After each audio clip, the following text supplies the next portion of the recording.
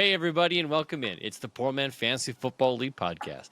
We're the fantasy football show that gives you a peek inside the life and times of our Dynasty League. I'm your host, Mike, and with me, as always, is my friend Andrew. And this week, we're going to be breaking down the greatest division in all of football, the NFC North. We brought back special guest Gabriel. He's here. He's early because I can't tell time. It's Wednesday night, August 28th. Andrew, buddy, how are you doing? I'm doing all right. And yourself?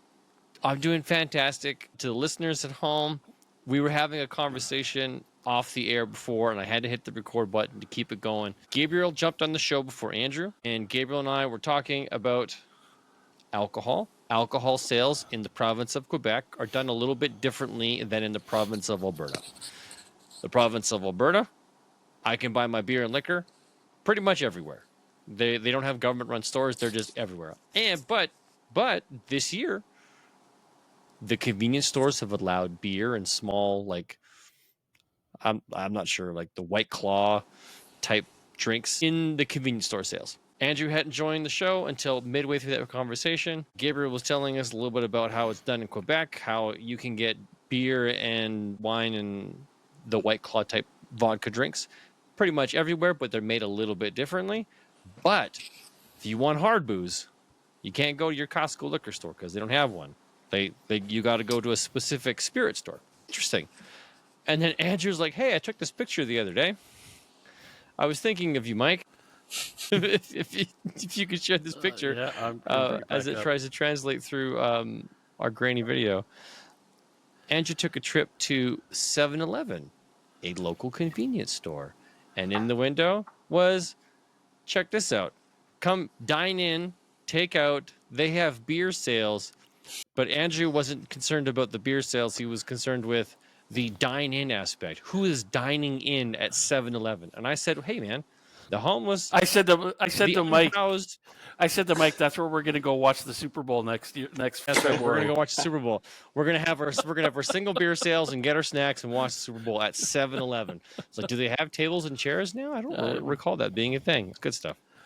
Yes. Could you imagine getting trashed watching the Super Bowl while sitting at a 7-Eleven because there is a TV, but there's no place to sit, no table, but you're buying those little chicken kebabs and the taquitos, and you're jacking into you got to jack into their security monitor with your phone to get the game to play. Oh, man, yeah. Actually, that's more possible than you think. Be the most popular 7-Eleven in all of the city. Oh, but at least you could do your sports gambling right then and there, right? They've got the sports select machine like right in house. You're just filling it out, handing it in, and here's what I want. And no, our show is not sponsored by 7-Eleven. Sorry. No, it's not, although it should be. Though, to be honest with you, I can't think of the last time I've been to a 7-Eleven. There's not many left. Like it seems like the most. Here's some more advertising for us. Oh, yeah. Fat Daddy Smokehouse. If you guys are in the Waikiki. Maui. Nope. Maui. If you're in the Maui area, don't forget to check out Fat Daddy Smokehouse. Highly recommend the burnt ends. Yes. Have you ever been to Hawaii there, Gabriel? No, I think I'll have to win the league plenty of times before I go. All right. That's your Hawaii plan. Win the league. I think it'll cost a little bit more than what you can win in the league. Ah, damn. It's worth a trip, though. Yeah, yes, I remember going. It was quite a few years ago now. We went, took the kids, and that was the one thing Andrew and I wanted to do was go to this Fat Daddy Smokehouse, and it delivered. The food was fantastic. Yes. I heard the poke bowl are amazing on the Y. Yes. Yep, that too. It's if you're a fish eater, then yeah. Mm-hmm. Also, if you like dual Dole Whip, is that what it was called? I don't do sweets. I don't do delicious desserts at all. But Dole Whip, which is like a pineapple-y whipped cream thing. And it was like to die for everywhere. Yeah. Okay. Off the top here. Gabriel, this is your last week being known as Gabriel, a.k.a. Laborbus. How are you feeling about that, by the way? New year, new me. New year, new you. Now, for those that don't remember or maybe don't know, we instituted a rule 2 years ago that if you were the last place manager in our league, which Gabriel was last year, you have to suffer a special punishment. And the punishment is your name is going to be chosen by the league winner, and an image is going to be chosen for you. Now, Donnie won our league, and Donnie chose your name to be Little Goat Man? Little baby sheep man. Little baby sheep man. And I'm not sure if everybody saw Donnie's post in the group chat, but I loved the little picture that he obviously used AI to generate. And it was little baby sheep man with the giant football on a football field doing a little touchdown dance. I think I'll keep it forever. Yeah, it's pretty good. Yeah. Plus, it's got this like neon-y glow effect done to it. It's pretty good. So congratulations on coming in last place, earning that honor. I'm sure this year is going to be very different for you. I hope. Although the punishment isn't nearly as punishing as it could be. Donnie was very, very gracious this year. We have it in our local league with my friends. Yep. We have a punishment, and it's a 5-minute stand-up comedy show. Oh, really? Yeah. Okay, sucks. okay. Have you had to do it? No? Okay. It's our But first you have year. not enjoyed the show. Oh, It's our that's first first year. year. Okay. Because, First year, okay. last year, someone wanted to do it, but after the first week, it was not fair for everyone because some people started home 1-1, 1-0, and we wanted everyone to be in on it. Okay. Because that's This is quite a where you- commitment. This is where you bring on a new person who's never done fantasy football every year. You got somebody new. Wow, okay. Dang. All right. Well, you know what, man? I wish you the best of luck this year. Thank you very much for being a good sport about it all. Hopefully, you quickly get the turnaround. Not this year, but maybe next year, maybe the year after. Maybe Andrew and I get a chance to finally close the deal, win this league Yes. to earn that right. I'm curious to see who's going to be at the bottom. Watch it be Donnie again. He's going up and down and up and down and up and down. And he loses the whole league again from the bottom to the top. Yeah, he was motivated. You know what, guys? All right, let's talk about some other football news. There's been a lot to kick things off. The preseason is over. The regular season is here. It starts next week, Thursday night. Andrew and I have made our first official date to go out and watch some football. It's going to be fantastic. The NFL, the big news here is that the NFL has finally have to lock in their rosters. So significant moves, players being cut, some interesting players being cut. I didn't think were going to happen. Obviously, teams got to make those tough decisions, just like I do, just like you do when our league officially expands 3 rosters during the offseason so we can hold on to more players. And then we have to cut that down. So yesterday was essentially our cutoff. If you have more than 27 players on your roster in total, you have to cut it down to 27. And then the axe man that cometh is going to come clean your house for you. So some notable things to talk about in the news here. CeeDee Lamb finally signs his deal. It is a whopping deal, too. $136 million over 4 years with $100 million guaranteed. Good for him. And wasn't the other like $30 million like a signing bonus? $38 million in signing bonus. So yeah, it's just like here's all of the money. Yeah. Good for him. Yeah. In other news, it's not listed here in our little doc yet. Brandon Ayuk is still without a deal and has not shown up for practice. But they said he was cleared.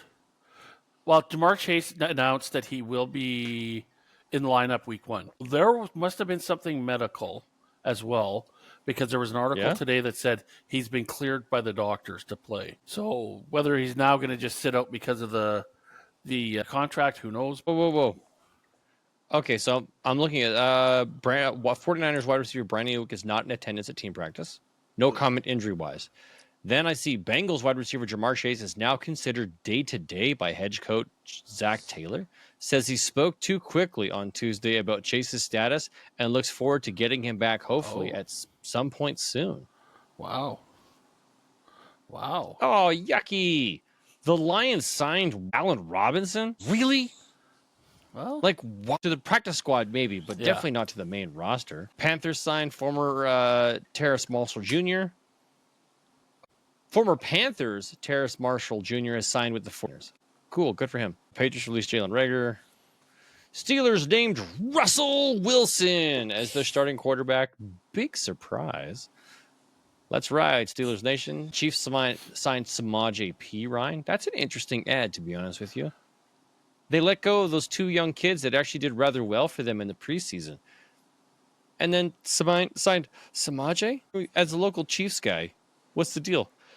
Well, they also excuse me, know anything here? They also kept Steele. So that's what I'm not understanding. Like, Steele had such a wicked. I figured Steele was going to leapfrog Clyde Edwards-Helaire in the depth chart, and I still think he probably will. But signing P. Ryan, I don't know. Maybe they just in case Pacheco gets hurt. P. Ryan is maybe P. Ryan was a lot like Jerick McKinnon, right? Really good pass catcher, good pass blocker. Yes. So to me, that Samaje P. Ryan's going to surpass Clyde Edwards-Helaire easily, but I don't know about that Steele kid. Yeah, Edwards-Helaire does not block. That's why he lost his job to begin with. Does not run also. Not very good. Burn. Not very good. You're right. Chiefs signed an old friend in Juju Smith-Schuster. How do you feel about that? Well, he was there before. He was. That's why, as I said, they signed a friend. He gets cut from the Patriots, the team with probably the 101 next year. Yeah. Right? So all right, Malik Willis gets traded from Titans to Pax. Nobody cares. It's Malik Willis. A.J. Dillon finished his season on IR. Okay, I don't know how. What happened? What happened to him? Did anybody know? What happened to A.J. Dillon? I was just... they said I saw that he's on IR now, yeah. He was having a great camp, and yesterday he got put on season-ending IR. I don't know what. Yeah, he's got a neck injury. He's out for the whole year. Yeah. Oh, dang. Okay. Well, that sucks for him. And then Elijah Mitchell, a.k.a. the Missile in the 49ers, has been put on season-ending IR. And Jordan Mason is listed as number 2. Missed that one. Oops. And while we're on the 49ers train, Trent Williams still has no deal. And I feel like that's bigger than Brandon Ayuk. That's the O lineman, Brock right? Purdy up. Yeah, but he's like a number 1. He's like a top 3 O lineman in the league. I feel like he's one of the best, if not the best. Didn't he leave the Commanders to go to the 49ers? Yeah, he did. He had a medical issue, and it was not properly taken care of, so he was mad about it. I did read a brief little story yesterday from Dantes Sweat about life and the culture for the Commanders. He was versus life outside. He was not light. No, he didn't pull any punches. He shared it, which, to be honest with you, I absolutely love. And that's how it should be. You should be able to talk about how things are and be truthful and honest and say, hey, look, we had some things that were wrong that were going on there. There shouldn't be this gentlemanly rule where we don't talk about the dysfunction. You should be able to talk about, hey, guys, I need to make you aware of the toxic culture that existed in the Commanders' locker room and organization. And, it was just bad. Didn't point fingers exactly, but you can kind of tell where it was coming from. That's just bad culture. And then losing organization, it's hard. It's hard to get rid of it. Looking back as a fan of the Lions and how long they struggled, but the ownership kept putting mediocrity and accepting crap for so long until they just hard plant. No, we're top down. We are gutting this organization, getting rid of every seed of dissent, and instilling everything new. And essentially, that's how you need to clean it out. I remember when the Edmonton Oilers did it, because for so long, so many years, they kept so many of the old boys, former Oilers, guys from the heyday, they kept bringing them in. Not sure why. They weren't winning. They weren't doing anything, but the culture, the attitude was terrible, and you were wasting many good years of young players' talent. Now, when they gutted it and they figured out what to do, lo and behold, they start having win. They get. Yep. But since we have new owners, I feel like it's gonna get better, because I've read some stories that Dan Snyder was not a good man. Oh no, wasn't he also involved in some of the shenanigans that got the former Raiders head coach? Yes. Yeah. Fired. That's Gruden. Yep. Gruden. That's it. That's because when they were making racial comments and stuff like that just didn't fly. And there was stuff about cheerleaders. Yeah, there was. And Schneider was up for investigation anyway. Also, He may even still end up going to jail over some of the stuff that was going on. So Yeah, he had a sexual assault case against him, something like that. Wow. All right. Gross. The other one that I just looked up, I guess, for you Browns fans, Chubb is gone. He's going to start the season on the PUP. Okay, it's not gone. No. It's just he has to miss at least the first 4 weeks. So their running game is going to kind of go down the toilet. It's going to be Ford and Pierre Strong as their running backs. And they have no one else on the roster. Nope, just those two. So neither one of them better get hurt, or they might go back to Kareem Hunt. Yeah, it blows my mind they only kept 2. And Dante Foreman played well. Yeah. He was injured, I think. I think he got injured. Okay. During Just going to look that up. But there's still some good running backs out there that are available that haven't signed yet. Dalvin Cook signed with Dallas Cowboys right. Practice squad this morning, I think. Okay, as long as he stays on the practice squad and doesn't transfer over to the main squad, it's already a shit show. Pardon my language. If you're running with Ezekiel Elliott in his whatever condition he is, and you got Rico Dowdle and Deuce Vaughn, and now you're bringing Dalvin Cook, who did nothing for anybody last year. It's because Jerry Jones has to save money to pay CeeDee Lamb and Dak Prescott. And Micah Parsons. And that too, yeah. I think to me, you lock up Micah Parsons and CeeDee Lamb, you get that done now. You don't need to do Dak. Dak is already fine to wait. And then you lock Dak up as soon as the season's over. As soon as you lose your first playoff game, which is going to happen, you go and you sign Dak and say thank you very much for all the wins you got us. Dang. All right, well let's talk some other league news real quick, which is going to be super quick. I don't think we have anything going on in the league. Looking through, there's no pickups because we had to pare down from 30 to 27. There's no waiver wire ads. There's no secrets.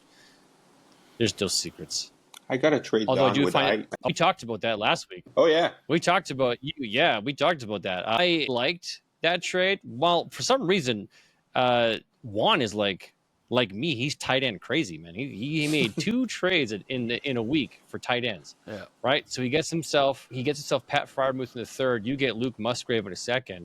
I really like Luke Musgrave. I think that's a great deal. So you guys just kind of swap positions there. And then what was the other deal? Oh, trying to get some of that quarterback tight end love over there at Taysom Hill. Mm-hmm. Marvin Mims could still be good if he gets the opportunity in Denver.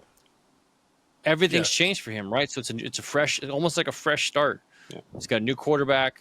He's finally working with Sean Payton. So yeah, there could be some changes. He has a chance. I think it was a really worth for what he gave up. Isaiah Likely for Taysom Hill and Marvin Mims, totally worth it. Now, granted, Isaiah Likely should be if Mark Andrews misses the start of the season because of the injury he could sustain in that car accident. Isaiah Likely could be valuable. Yeah. Write it out for as long as you can with them. Yeah. Mm-hmm. That's it for league news. There's not much else to chat about there. So let's get into the NFC North divisional breakdown. The thing we've been waiting for, or I've been waiting for at least all summer long, is this point right here, baby.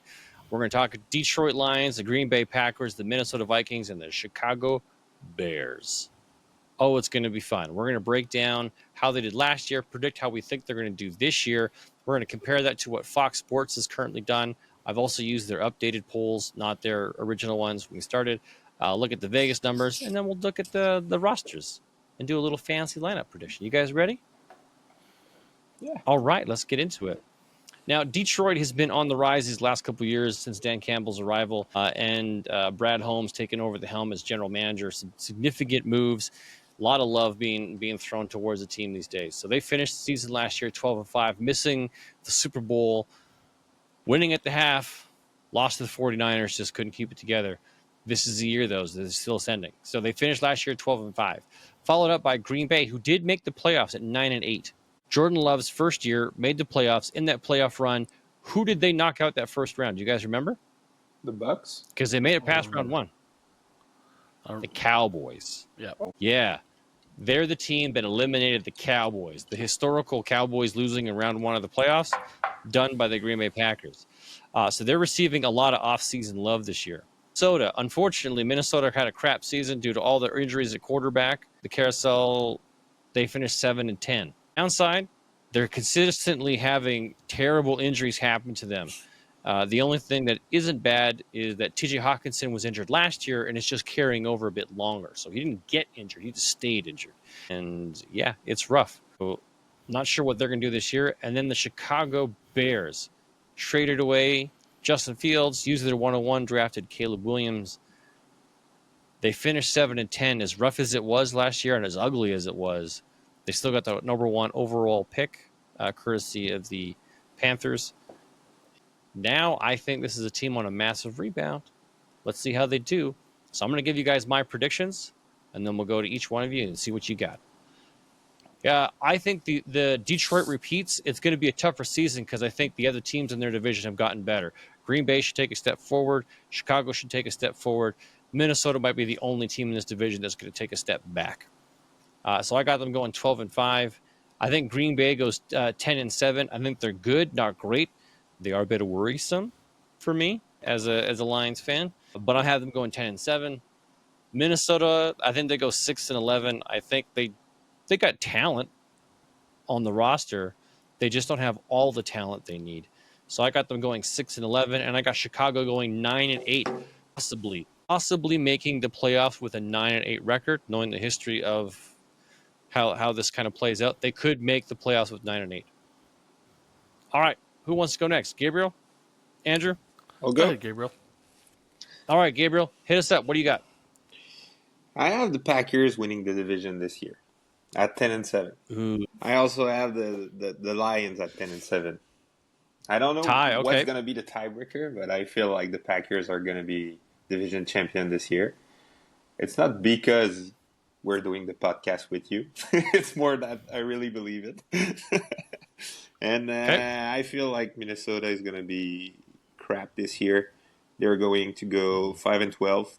They're going to lose every division games. Sam Darnold might be okay, but they lost so many defensive guys that they're not going to be able to keep up in the offensive department. And I have Chicago going 8-9. I have them winning some division games against Green Bay and Detroit. No, not even. So they split? Only against Minnesota. But they have an easier schedule than the two other ones. Yep. Yes, they do. So they're playing the Commanders. So they have a free win.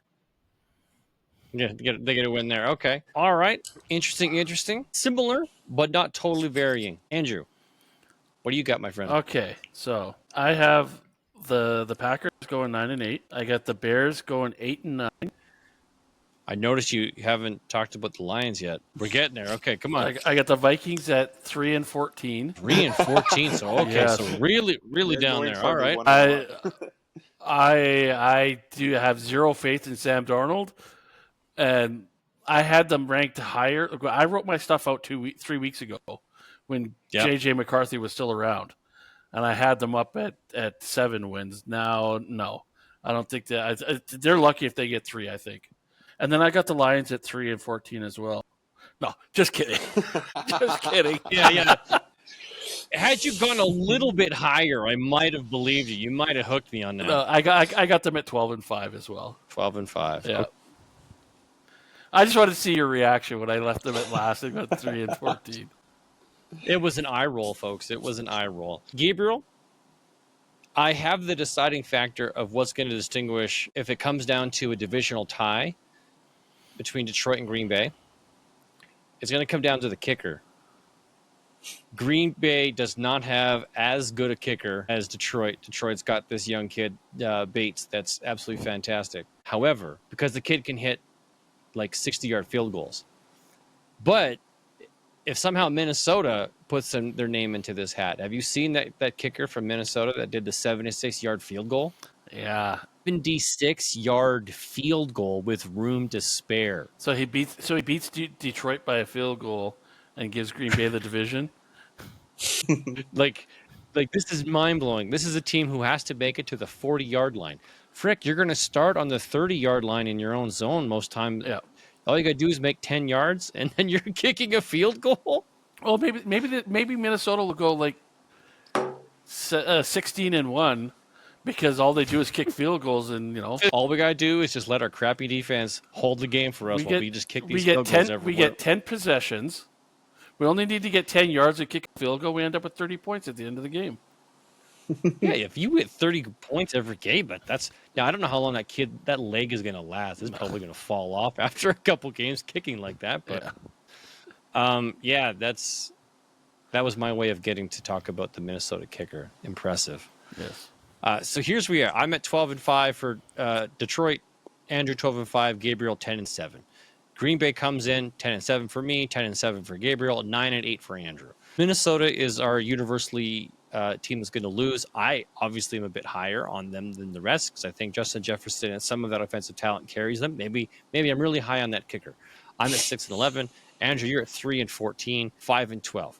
Does anybody believe that Minnesota is locked in for a top 5 pick? Oh, definitely. If they're not, if the top 3, maybe even. It will be close. Okay. It will be close. Chicago, I'm 9-8, 8-9. If they're on the bubble. On the bubble?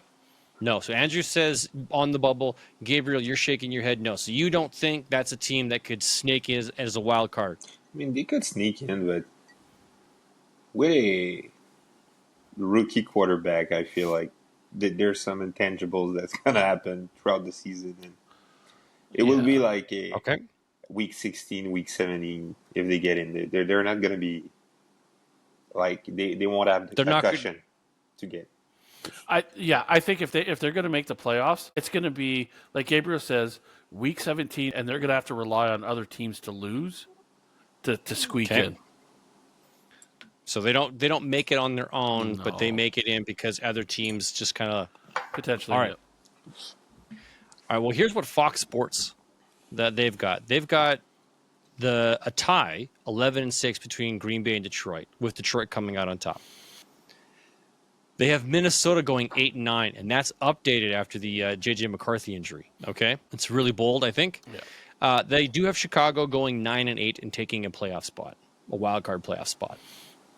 Okay. All right. Now, here are the Vegas numbers, and I find these really interesting and very scary as a Lions fan.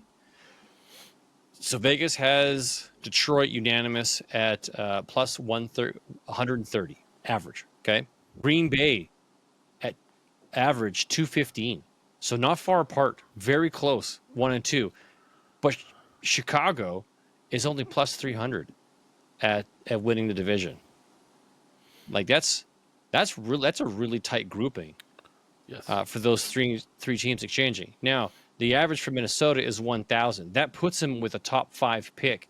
If you look at the what they've chosen for all of the teams in their divisions, Minnesota is actually number 2 on the list. 2.5 on the list average. They do not have big expectations from Minnesota this year. So very different than what Fox Sports is saying at 8-9. You might be more accurate in their season ending. If they're sitting at plus 1,000, that does give them that gives them a very, very good chance for a top 5 pick, if not top 3. Wild. They have the over-under of their wins at 7. Yeah, I can't. Is that even Vegas Hubs, has the wins? Yeah. Wow. You can buy. Yeah. I can't see how they're going to manufacture 7 wins. Minnesota? Yeah. Yeah. Like, to me, they're scraping by to get 6. The only way I think they get more than 3 is it's going to be games that are going to be close, and then it's going to be like you said, a 60-yard field goal or something that's going to pull out the win for them, or you're going to get a team like San Francisco or Dallas or somebody like that that's just going to look past them, thinking, "Oh, this will be a cakewalk," and Minnesota steals a game that week. Yeah. I can't see them. They might take one from Chicago, maybe early on in the year, maybe. But again, it's Sam Darnold that's quarterback. He did nothing with a good receiver in New York. What's he going to do with Justin Jefferson? It's going to be the same thing. Yeah, I don't think. Sam Darnold's not good enough No. to even have an elite wide receiver like Justin Jefferson and make a difference. Justin Victorious. Yeah. Unfortunately. Like I don't see how Minnesota can beat Detroit and Green Bay. That's 4 losses right there for me. I can see maybe they do a split because I don't know what the offense is going to be like in Chicago, but I imagine the defense in Chicago is still going to be just as good as it was last year. So, I mean, that's 5 losses right there. Maybe 1 win. Maybe. Yeah, Minnesota's in a rough spot. Well, you know what, boys? Let's talk about the rosters of each of these teams and see what we think. Even though there's been some changes, I think it's as accurate as can be right now. So let's start with the Detroit Lions. They got Jared Goff. I'm going to put him as a top 12 quarterback this year in standard scoring, 6-point touchdown. I think he's going to be fantastic because the offense is obviously good enough that's going to carry him. Can I interrupt just one more time? Yep, fire away. So I'm looking at Minnesota's schedule. They open up at the Giants, so maybe they get a win there. They'll lose to San Francisco. They'll lose to Houston. They'll lose to Green Bay. They'll lose to the Jets. They'll lose to the Lions. They'll lose to the Rams. They'll probably lose to Indianapolis. They might win against Jacksonville. They'll probably lose against Tennessee. They'll lose against Chicago. They'll lose against Arizona, Atlanta, Chicago, Seattle, Green Bay, Detroit. They may only come away with 2 wins all year. Okay, looking at that, I could see the Colts are better than we expect. Although Anthony Richardson did throw a lot of interceptions in preseason. The Jags maybe could beat the Jags. The Giants, I think they can beat. And that's it on that list. Like this, it's not a there's not a lot of teams that like initially. Like when we said Chicago, they play Chicago twice in the second half of the year. By then, Chicago may have figured out their offense, and maybe be on a roll. So that Minnesota could end up 2-15. All right, well let's see. Let's see. Not a lot of love lost for Minnesota. No, I just don't want to see a team suck that bad. I got to admit, I have a soft spot for Minnesota purely because they gave the Lions their first win after so many losses. The Lions got their first win under Dan Campbell. It felt great. It was awesome, and everything turned around at that point. Yeah. We finished the rest of that season with 8 wins straight, and we haven't looked back since. So thank you, Minnesota, for sucking. Back to my Lions. Jared Goff, good quarterback, not a great quarterback. I do not put Jared Goff into the elite of the elite. I think Jared Goff is your above-average, mid-tier quarterback. Jahmyr Gibbs, I think he's fantastic, absolutely wonderful. And if he can't get the job done, Montgomery, who I also think is wonderful, is sitting right there. This is a fantastic 1-2 punch. I think we're seeing Gibbs on the rise with David Montgomery just finishing the job wherever Gibbs can't. Then when you got Amon St. Brown, which officially I think it can be said now that he's in that top tier elite wide receiver category based upon all the conversations I've heard this offseason, the drafts that are happening, both redraft and dynasty startup.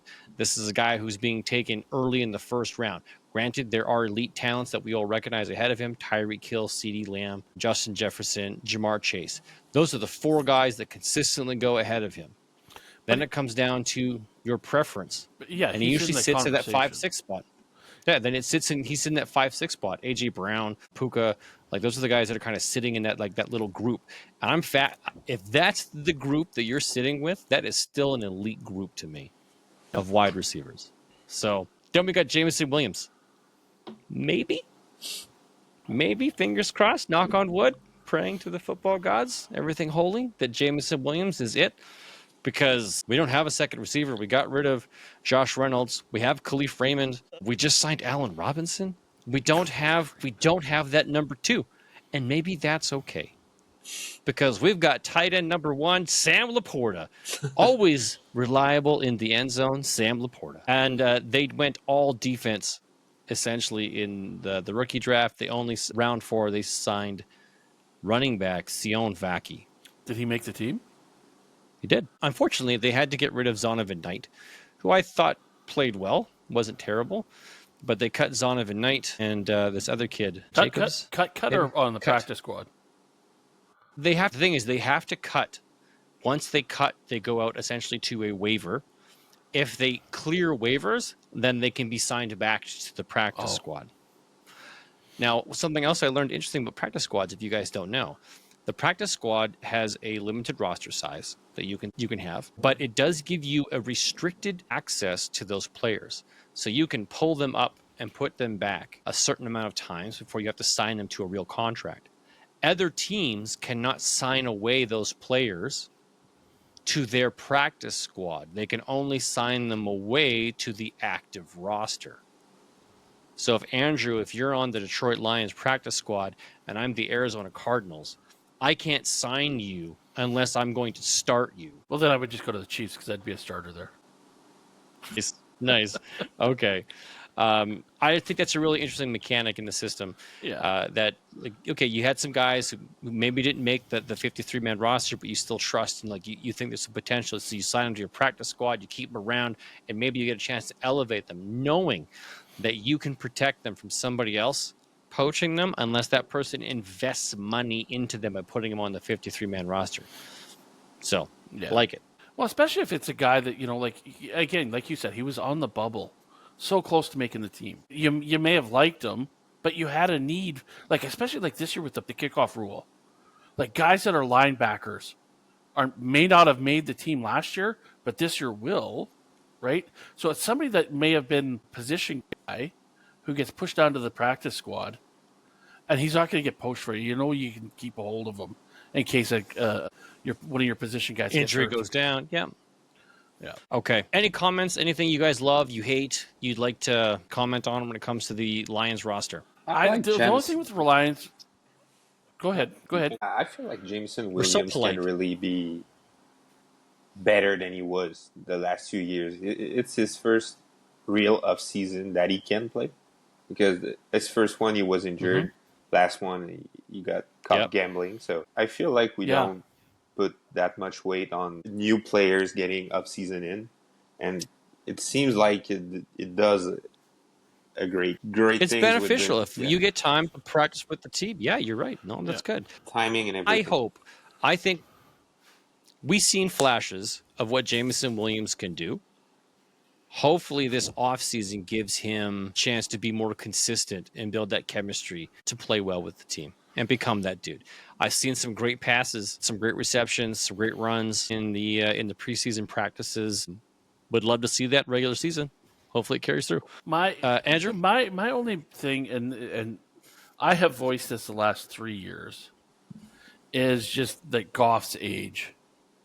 It's going to catch up with him eventually. It's going to his age of early 30s. Yeah, I just that's my one concern with him is just and the injuries are going to will start to creep in. He's 29. Oh, I thought he was most quarterbacks. Oh, I thought he was 29. Oh, no. Okay. He's only had 1, 2, 3, 4, 5, 6, 7, 8 seasons. This is his 9th season. I thought you were going to say 8 injuries. I was going to say, holy cow, that's a lot. No. Hey, I'd also like to point out, I drafted Jared Goff in this league. When we started, way back when, when we initially started. He was a Ram, though. He was, yeah. Yeah. I still drafted him, and I've held on to him every year. I haven't traded him, I haven't moved him, haven't dropped him. But have you started him? Yeah, I started him a lot last year. Oh. I started him a lot until I picked up, because I didn't have Kyler Murray. So I started him in quite a few games until I picked up Dak Prescott. Once I had Dak became the starter. Yeah. And then Dak pooped his pants come playoff time. Yes. No, other than that, this is a very solid team, solid defense. The division is theirs to lose. Plain and simple. Well, they crowned themselves the king of this division.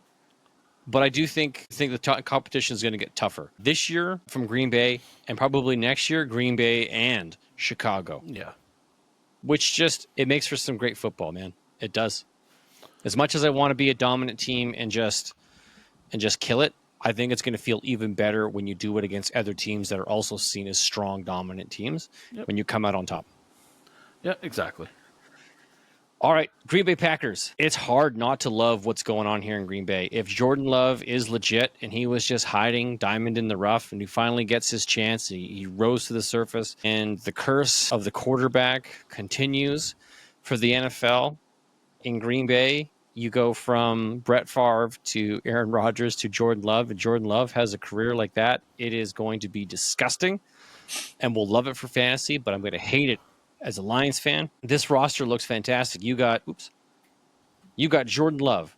You got running back Josh Jacobs. Now, we did talk about A.J. Dillon going on IR. Marshawn Lloyd, round 3 running back, is also on the injury list. There was talks that he might end up on the short-term IR. Oh, he's on the He might be out a couple squad. weeks. Okay. He's on the 53-man. He's on the active squad? Okay. So he's on the 53-man. But they do have, what is this young kid that's popping up everywhere? Emmanuel Wilson. Is that it? Elijah Wilson? Emmanuel Wilson. Kid's on the rise. Okay, so he's on the rise because they don't have depth. So he's like a sneaky grab to go and get. Yeah. And then you look at the wide receiver room. Jaden Reed, Christian Watson, Romeo Doubs, Dontavian Wicks. Tight end Luke Musgrave. I think Luke Musgrave is a sleeper tight end. To me, he's a top 10 tight end. Downside is we don't know how these wide receivers are going to shake up. They've all shown that they can do good to great things. But I don't know which one to have, to be honest with you. Jaden Reed is the kind of the most exciting. Christian Watson has leg injuries, so he's a concern, but he was drafted the highest. And then Romeo Doubs was super consistent. You throw him a ball, he's going to catch it. And then Dontavian Wicks had crazy big monster plays. Like that is a great wide receiver room. Just don't know who's going to be the dude. If all the dudes are dudes, if they're all somebodies, that's scary, one. But two, I think they kind of erode each other's value, right? Like, what are your guys' thoughts? I think we've had this conversation many times. Rank them. I agree with what you're saying, but it could also be a situation whereby look at another team like San Francisco. Whoever the hot wide receiver is that game is the guy you keep throwing the ball to. You start off your first series, check the ball to each one of them. And whoever has the best catch, he's the guy who's going to start getting the ball more and more in the rest of the game, right? Whoever's hot that week. Yeah, it's tough. Like I want shares in all of them, but I don't want all of them because they're not going to be. They don't have a standout number one. No, they don't. Not yet. Each and every week, they could have a different number one guy. And for the new Kansas City Chiefs. Yes, and that's from a fantasy standpoint, that's the scary thought is. Who's going to get you the points that week? Even if you had two of them, are you going to put both in on your roster at the same time? Probably not. No, not now. I would like to think by the end of the year, this clears up and we have a better idea that, all right, folks, Jaden Reed's the number 1 and Dontavian Wicks is their number 2. But here's the thing. If they start the season 10-0, why mess with what's going on, right? No, you don't, right? But maybe what happens is exactly what you said.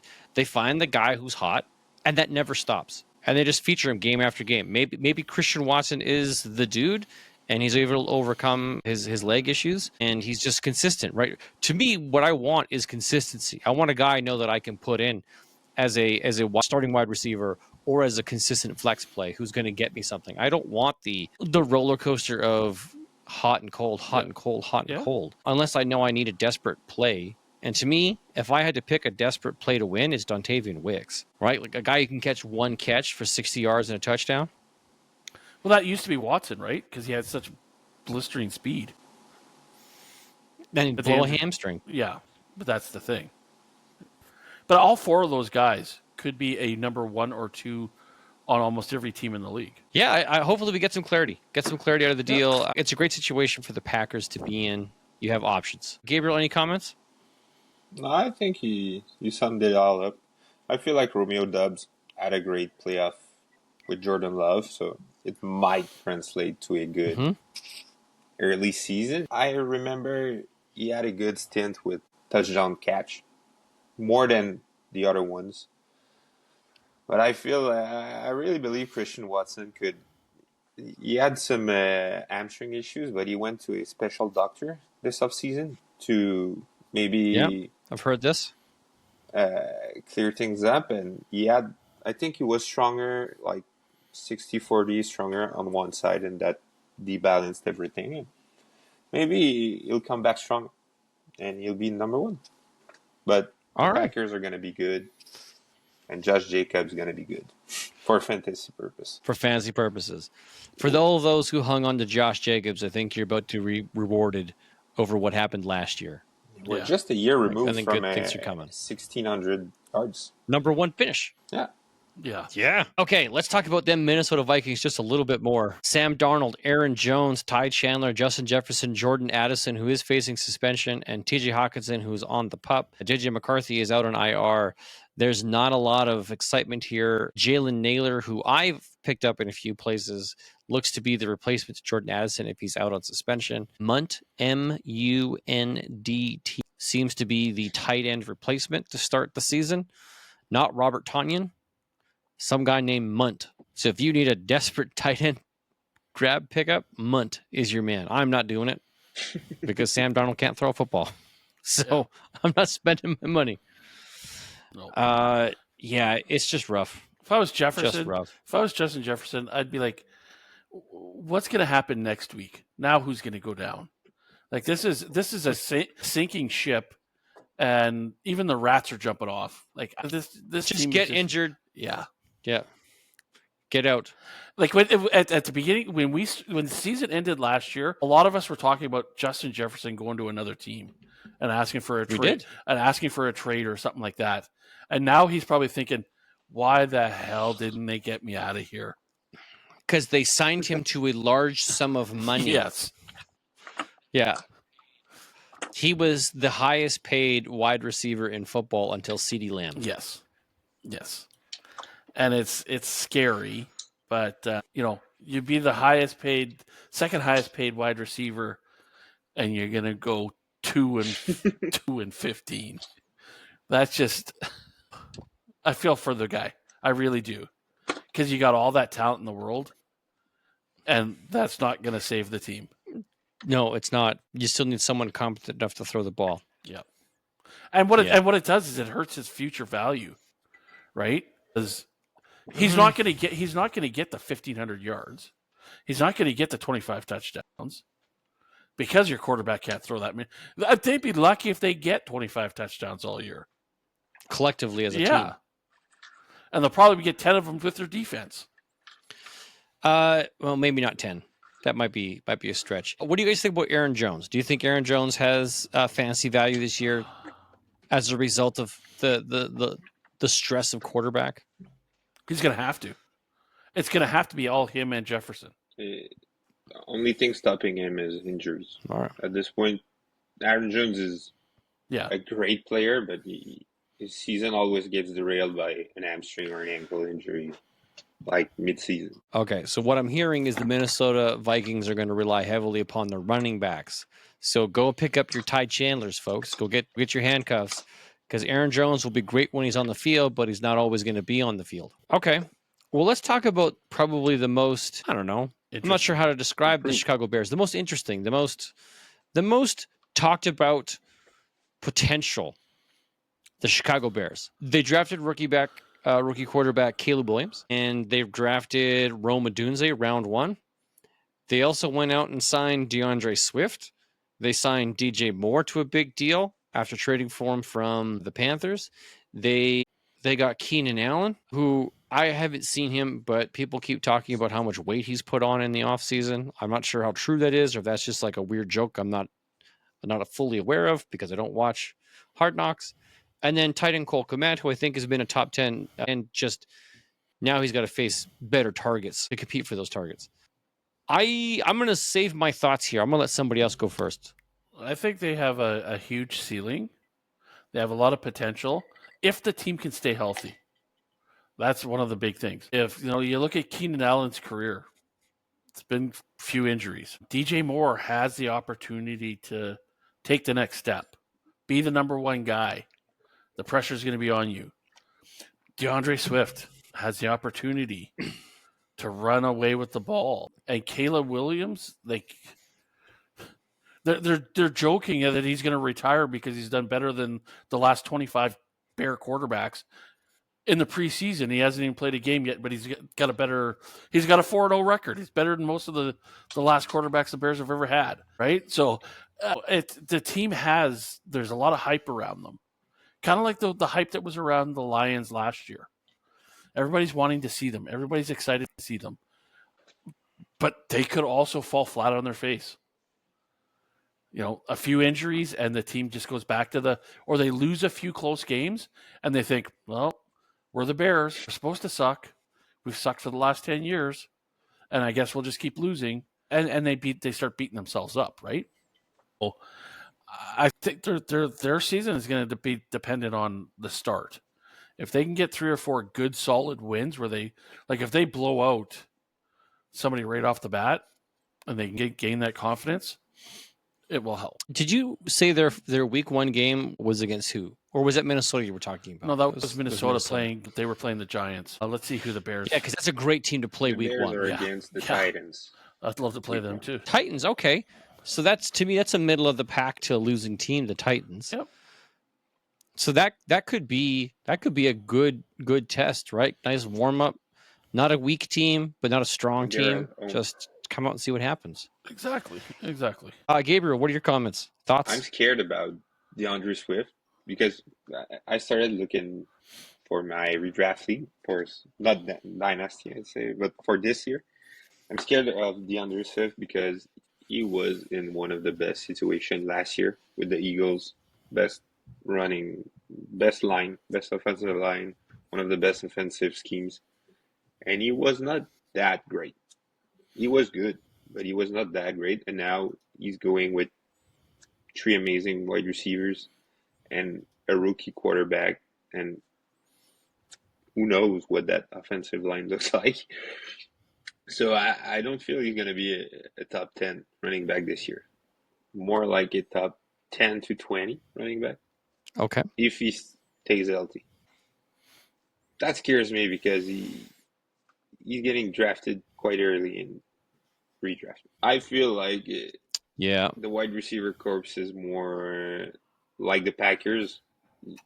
They're all going to be great, but I don't think you'll have 3 wide receiver ones on this team. You're gonna have some boom or bust weeks from them, and that's just because you don't see rookie quarterbacks sustaining 2 or 3 great receivers. You'll focus on one, I feel like, and that's pretty much it. I feel like they're gonna be good, not great, and might squeak in the playoffs. Well, here's their schedule, and this is the scary thing. Like their first 9 games, they could end up 6-3, right? So they got Tennessee, should win that. Houston, they'll probably lose. Then they get Indianapolis, they could beat that. Then they get the Rams, probably lose. Then they get Carolina, Jacksonville, should win both of those. Then they get Washington, which should be a close game, but they could take that win, or that could be their 3rd loss. Then they get Arizona, should beat that. Then New England should beat that. Green Bay, a loss. Minnesota, Detroit, San Francisco, Minnesota again. Detroit, Seattle, Green Bay. They could be pushing. Wow. They could be pushing anywhere from 8 to 10 wins. And like you said, Mike, they could surprise and be one of those wild card teams just based off of schedule, because their schedule isn't the toughest. And that's what happens when you end up last in your division. You get the easiest schedule. Not bad. Actually, there's some beatable teams there. Yeah. The Jags, the Cards are more wild card to me than the for sure win. Same with the Colts. Anthony Richardson did not look that great in the preseason game, but Yeah, exactly. I feel like in preseason game, coaches wanted him to throw the ball rather than run. He'll run more in the preseason because it matters. He'll be better because of that. Yeah. As long as he can stay healthy. His shoulder is scary. Yeah. Okay. All right. Well, here are my thoughts. I don't know if I trust any rookie quarterback now that I've been burned over the years of trusting rookie quarterbacks. But it's been said that Caleb Williams has come into the best situation of any rookie quarterback. In most cases, they come into a very tough situation. It's hard for them to find success. This team, however, has built a wonderful cushion of talent. They signed DJ Moore, who I think will be the wide receiver one, at least this year. I don't know if it'll be that way forever. I don't know what to think of Keenan Allen. He was fantastic last year. It was wonderful. It was great to have making a run for the playoffs. Team change, that's not always a good thing. He's older. If people are talking about him getting bigger and packing on the weight, I'm not sure if that's a good thing either. I'm not sure what you think about Keenan Allen. Rome Odunze, on the other hand, fantastic choice. That could be an absolute pairing for the century. Rome Odunze and Caleb Williams, we could see some wonderful magic here happen. It's talent. I don't know if I trust DeAndre Swift. You talked about him sitting over in Philadelphia behind one of the greatest O-lines in the league and being okay. I agree. And to be honest with you, if anybody out there has shares of DeAndre Swift, I think now is the time to sell.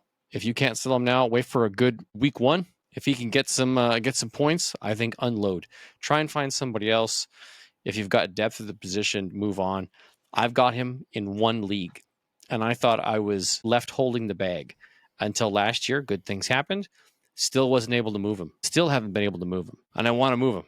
I don't want to be left holding the DeAndre Swift bag. And I'm hoping during the year to unload DeAndre Swift, because I don't think he's going to be the dude forever. Maybe not even this year. So those are my thoughts with regards to that.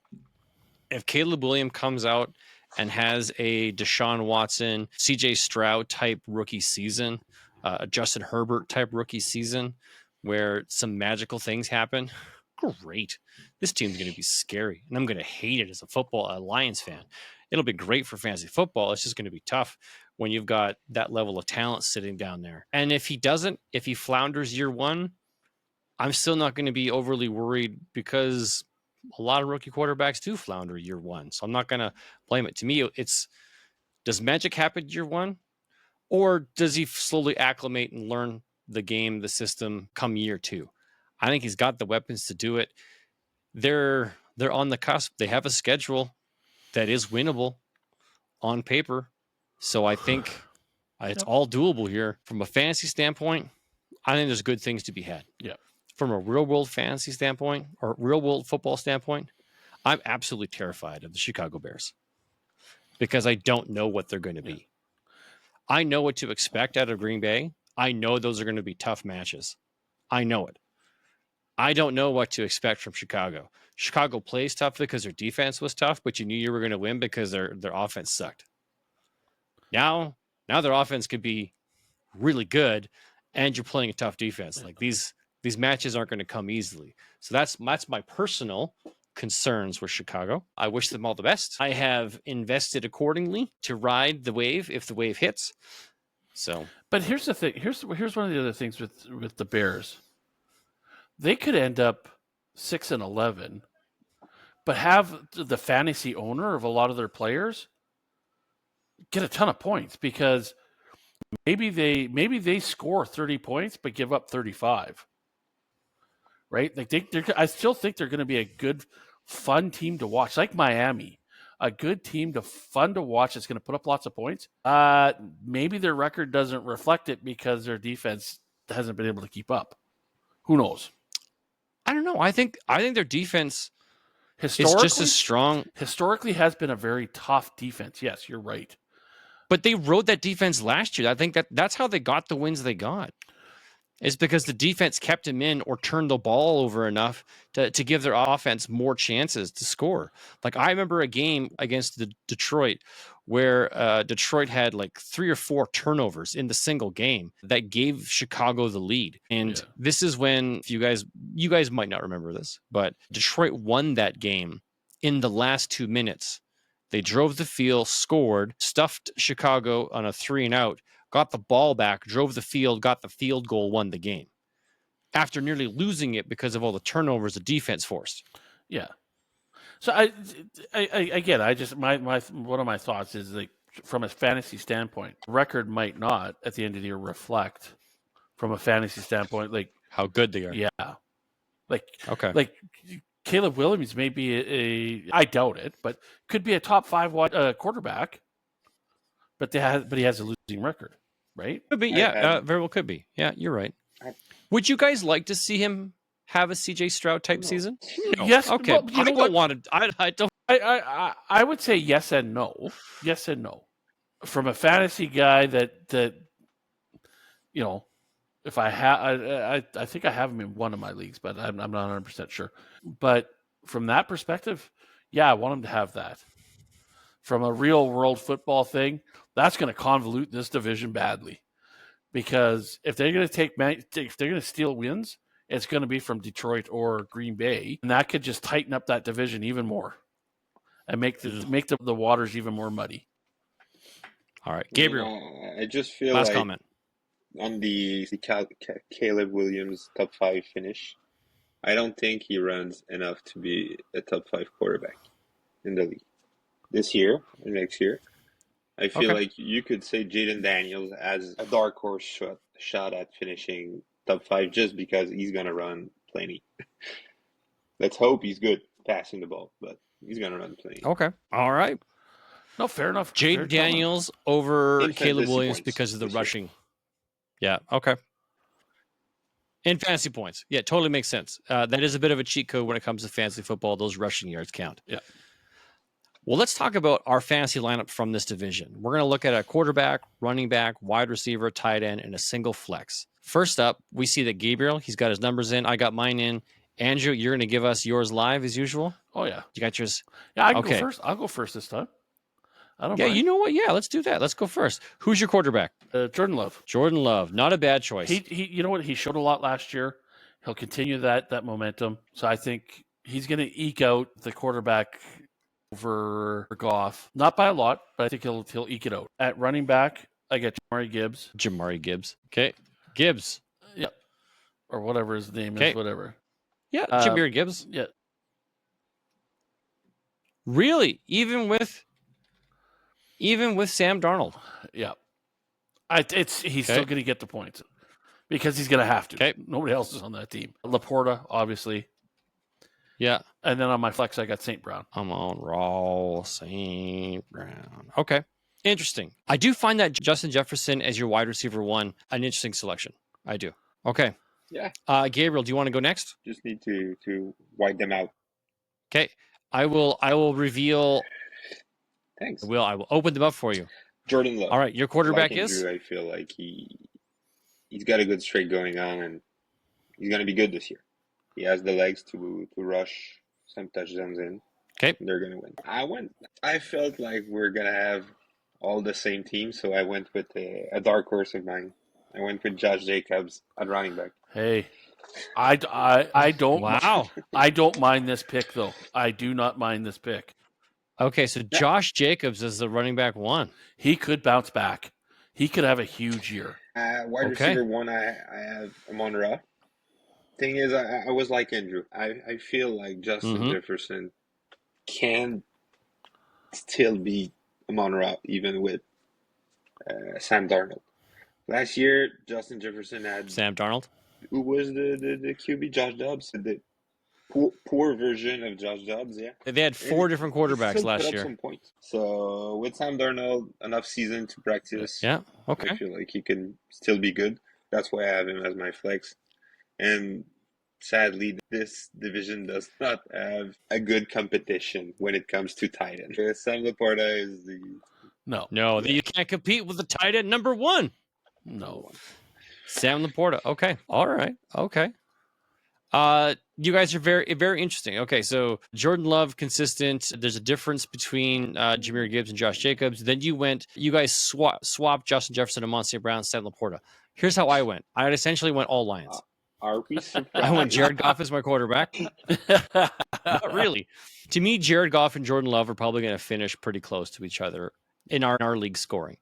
So I picked Jared Goff. Jahmyr Gibbs, I think Jahmyr Gibbs is going to finish top 5. Doesn't mean Josh Jacobs isn't. It makes me nervous that you think that he is, because it's kind of scary, but I think that's awesome. He totally has a chance of doing it. We've seen him do it. I picked Amon St. Ra as my wide receiver 1. I am absolutely terrified of Sam Laporta throwing the ball to Justin Jefferson. I chose Sam Laporta as my tight end because I think he's the only tight end in this division. But I went wild and chose DJ Moore as my wide receiver 2 in my flex spot. I think Justin Jefferson is a talent above all talents. I don't think he can make it work with Sam Darnold. To me, Sam Darnold is kind of like the Kadarius Toney of quarterbacks. He is going to do bad things for that team. And Justin Jefferson is going to be smashing his helmet off the sideline or off the bench whenever they come off the field when it's 3-and-out because he can't throw the ball. That could very well be that relationship could sour real fast. Yeah. And who do they have now as a backup to Sam Darnold? Nick Mullins. Actually, it's a name. Nick Mullins and Jaren Hall. Nick Mullins. I think Nick Mullins could get the start, and I think Nick Mullins might be better for that team. I agree, but I think Nick Mullins is getting way too old, Nick Mullins is a slinger. Still. He does not care. Yes. He has that Minshew energy. Yeah. Nope. And Justin Jefferson can make that work. Yeah. That Minshew energy. He's got that Will Levis in him, right? He just wants to huck that ball. So, so I went DJ Moore because I'm betting, on DJ Moore has had crappy quarterbacks essentially his entire career and has been an amazing wide receiver. Yeah. He has proven to me, and I think to a lot of other people, that it doesn't matter who his quarterback is, he is going to ball out and make plays. Sure, he's not as good as Justin Jefferson, but I think his quarterback is going to be better than Justin Jefferson's. And if you give good to possibly great quarterback in Caleb Williams to a wide receiver like DJ Moore, I think he surpasses what Justin Jefferson can do with a Sam Darnold. I just looked at That's why I went DJ Moore. Justin Jefferson finished wide receiver 29 last year in our league, and he only played 8 full games. That's half the season. Yeah. Really? Yeah. Wide receiver 29 and he only played half a season? Yeah. Okay. I might be eating my words here, but I have to stand by them now. Yeah. But you're right. Like again, it's Sam Darnold that's chucking the ball to him. Like if he can get the ball within that arm's reach of Justin Jefferson, good things will happen for him. Yeah. He still had 10 targets per game, and with whatever quarterback finished the season for the Vikings last year. I can't even remember. And volume is king. All right. Well, volume is king. As long as you're getting targets, you're bound to catch a couple of them. Yeah. Yeah, that's why I invested. Maybe I'm going to regret my DJ Moore. Well, I won't pivot. I'll keep that there. It'll make for an interesting conversation come the end of the year. Yeah. Love it. Well, that's it, boys. Thank you very much for the evening. It's been fun talking about liquor store sales, 7-Eleven, toxic locker rooms. Yeah. Good times. We talked about the best division in all of football, the NFC North. Love it. And boys, here's what we're we're about. 1 week and a day away from the beginning. Absolutely fantastic. Next week, we're doing our season primer. We were supposed to do the big mass unveiling of the name and image for Gabriel, but that's okay. We know it now. Week one, the day one, the Chiefs. I can start off the league in the first place. I can start off with Kelsey and Mahomes getting 80 points each. And jeez, come on, man. Just be reasonable. Be in first place off the day after day one, and don't look back. Yeah, you could be looking at the IR for both Mahomes. Hey! Whoa! It's the Ravens. Exactly. Just be thankful Ray Lewis isn't playing anymore, right? It's still a tough defense. And then the Lions week one have Goff, St. Brown, Gibbs, Laporte all go down too. What do you mean? They're already down. Have you not seen the injury report? They're already hurting. They played too hard in the preseason. All right. Well, that's it for this week's show, folks. Thank you very much for joining us. Don't forget to like, share, leave us a review. You can find us everywhere you find your podcasts. Follow us on Facebook, Twitter, TikTok, Poor Man Football, all one word. Thank you, boys, for joining us tonight. It's been a lot of fun. Until next week, we're going to do a season primer, trying to get Donnie back on the show, talk about some football before to kick things off. He is our league champion and our commissioner extraordinaire. That's it. From one poor man to another. Remember, if it's not fun, it's not worth doing. Good night, everybody. Have a good one. Have a great week, everybody.